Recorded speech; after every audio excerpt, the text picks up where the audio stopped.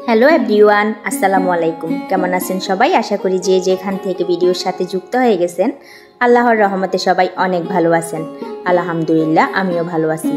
দেখতে পাচ্ছেন অনেক সুন্দর সুন্দর কিউট বেবি নকশি কাঁথা নিয়ে হাজির হয়ে গেলাম। এটি ছিল ঢাকা থেকে এক ভাইয়ের অর্ডারের 12 পিস বেবি নকশি কাঁথা। উনি সাথে নিয়ে নিয়েছেন 1 পিস বড় নকশি কাঁথা। তো কি নকশি কাঁথাগুলো নিল খুলে খুলে সবগুলো নকশি কাঁথা আপনাদেরকে দেখাবো গাইস।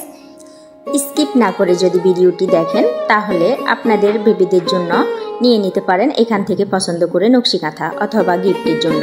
দেখতে পাচ্ছেন পিছনে কোনো গিফটি নেই, বেবিদের জন্য খুবই আরামদায়ক হবে।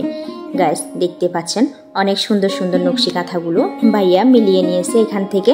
2টি সাইজের নকশি কাঁথা, একটি ছিল 36 বাই 34 ইঞ্চি আর একটি ছিল 40 বাই 34 ইঞ্চি সাইজের। ভাইয়া বলেছিল, আপু আপনার পছন্দ মতো সুন্দর সুন্দর দেখে আমাকে কাঁথাগুলো মিলিয়ে দিয়ে দিয়েন। তো আমি নিজে থেকে পছন্দ করে ভাইয়ের জন্য এই নকশি কাঁথাগুলো পছন্দ করে দিয়েছি। 12 পিস নকশি কাঁথা এক একটা পছন্দ করতে আমাদের অনেক সময় লেগে গেছে। যেহেতু ভাইয়া আমাদের উপরে নির্ভরশীল ছিল, সেই ক্ষেত্রে চেষ্টা করেছি বেস্ট কোয়ালিটি আর বেস্ট ডিজাইনটা দেওয়ার জন্য। গাইস কেমন হয়েছে অবশ্যই আপনারা কমেন্ট করে জানাবেন। নকশি কাঁথাগুলো হাতে পেয়ে উনি অনেক খুশি হয়েছেন এবং রিপ্লাই দিয়েছেন, মাশাআল্লাহ অনেক সুন্দর হয়েছে, প্রত্যেকটি নকশি কাঁথা অতুলনীয় সুন্দর, যতটুকু ভেবেছি তার থেকেও বেশি সুন্দর ছিল। এখন একদম শেষ পর্যায়ে চলে এসেছি, ভাইয়ার বড় নকশি কাঁথাটা আপনাদেরকে দেখিয়ে দিচ্ছি। দেখতে পাচ্ছেন পুরো কাঁথাটা জুড়ে রয়েছে ভরাট সেলাই।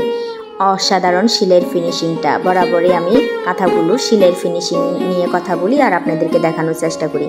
গাছ দেখতে পাচ্ছেন সবগুলো সেলাই একই রকম হয়েছে। আমি অপর পাশটা আপনাদেরকে দেখিয়ে দিচ্ছি। অনেক আপু ভাইয়েরা প্রশ্ন করেন পিছনের পাটে সেলাই আছে কিনা। সেলাইও আছে কিন্তু কোনো গিট্টিও নাই।